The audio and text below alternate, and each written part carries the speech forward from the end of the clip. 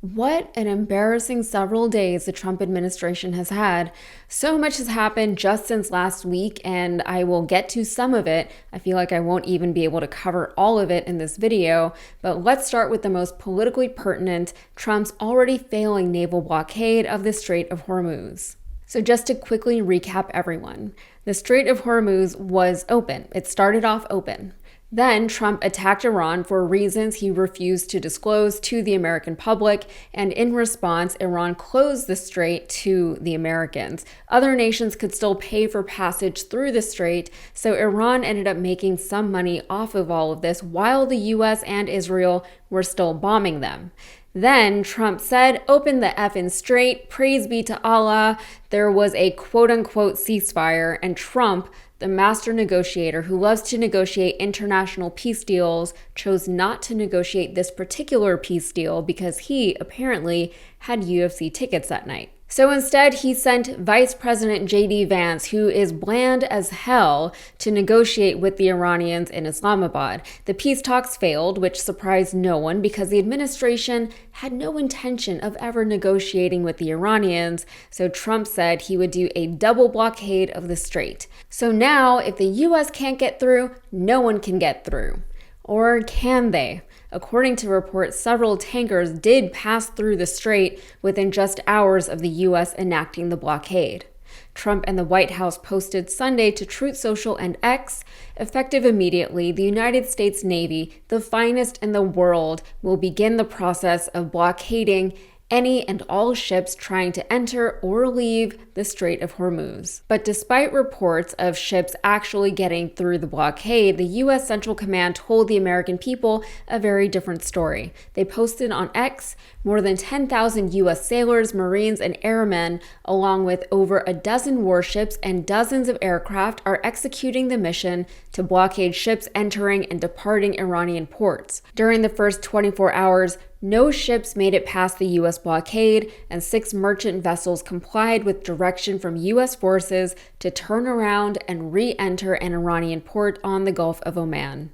The blockade is being enforced impartially against vessels of all nations entering or departing Iranian ports and coastal areas, including all Iranian ports on the Arabian Gulf and Gulf of Oman.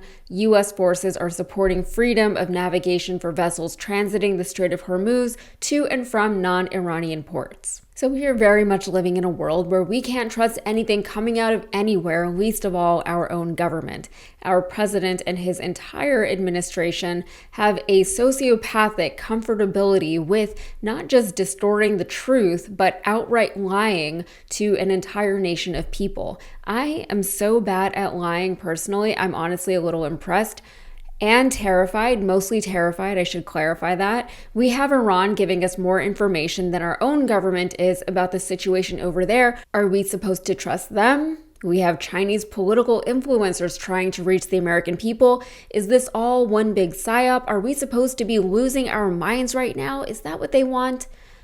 I've said this before, but one thing that does keep me sane in these very trying times is the fact that Trump is visibly and rapidly declining before our very eyes. We already know his body is weird and is falling apart, but mentally, within just the last few weeks, he is simply not all there. He is doing and saying things that make no sense, which he always sort of did, but he is becoming even more manic, more destructive, more volatile. And again, that is saying something when we're talking about Donald Trump.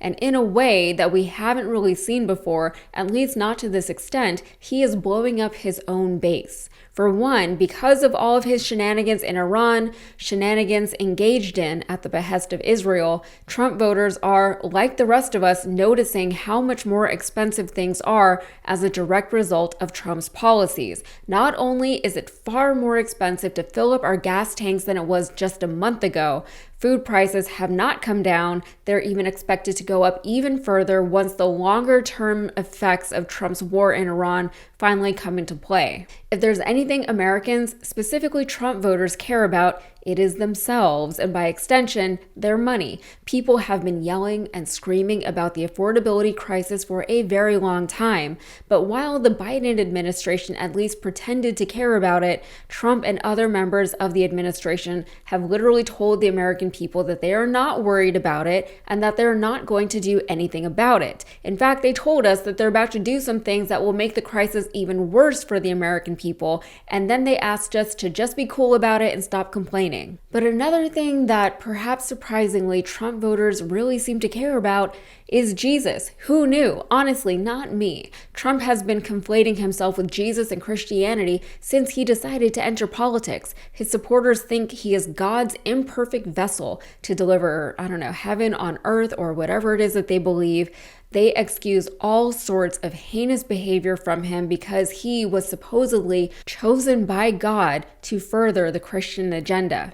They believe he's a Christian even though nothing he has ever done or said is Christ-like. They have made countless excuses for him over the past 10 years, even dismissing the fact that he has been found guilty of committing sexual assault against women, but tweeting an AI-generated image of himself as Jesus was a bridge too far for them. The backlash to the picture was so bad that the Truth Social post posting it has been taken down, and they never take down anything.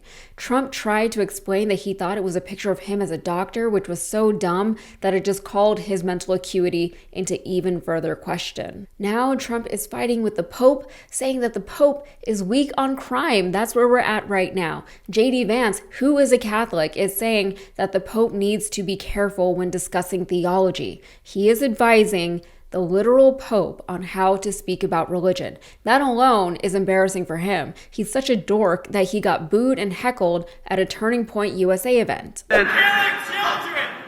Excuse me, sir. Right now, you see more humanitarian aid coming into Gaza than it has any time in the past 5 years. And if that wasn't bad enough, the TPUSA event starring the vice president didn't even draw that big of a crowd. A little bit. It doesn't bother me when he speaks on issues of the day. Frankly, even when I disagree with how he's applying particular principles. So the most obvious example. This was in Athens, Georgia, and while the venue has 8,000 seats, and while the event was free to attend and very heavily promoted, the venue was estimated to be just about a quarter full by the time Vance came onto stage. So that footage wasn't taken before everyone showed up or after everyone left. You can hear JD Vance speaking in the background. And poor JD Vance, he's very much been used as Trump's punching bag over the past couple of weeks. He was set up for failure when he was sent to negotiate peace in Iran. He was also sent to support Viktor Orban in Hungary, only for Orban to suffer an incredible loss in the election, getting pushed out after 16 years in office. Embarrassing. And by the way, this is a man who hopes to become president one day. Maybe one day soon. We'll have to wait and see when it happens. But I will leave you with this. If Trump is unpopular, you better believe that JD Vance is super unpopular. He doesn't have the charisma or the cultish following that Trump does, and you can't inherit that like you can a presidency. He's also a millennial, and as a millennial, I don't like him. In the words of Gen Z, I find him incredibly cringe, but don't take my word for it. Here is another fellow millennial, Harry Enton. So Vice President Vance, how's he doing? How popular? Yeah, J.D. Vance is not doing too hot to trot at this point. Look at this. Okay, J.D. Vance's net popularity, this should actually be a plus. There we go. Plus 3 points. Then we go to minus 18 points at this point. That is a 21-point swing in the wrong direction. J.D. Vance started off his vice presidency in plus territory, and now he is in negative territory. Down he goes. J.D. Vance getting dragged down along with the President of the United States. Where does he run? Maybe along with, maybe because of that. That we don't know that. But where does he rank among other vice presidents? Yeah, you look at other vice presidents. Look at this. At this point in their vice presidency, historically the worst at this point in a vice presidency. Kamala Harris was at minus 13. Mike Pence was at minus 7. Joe Biden was at plus 4.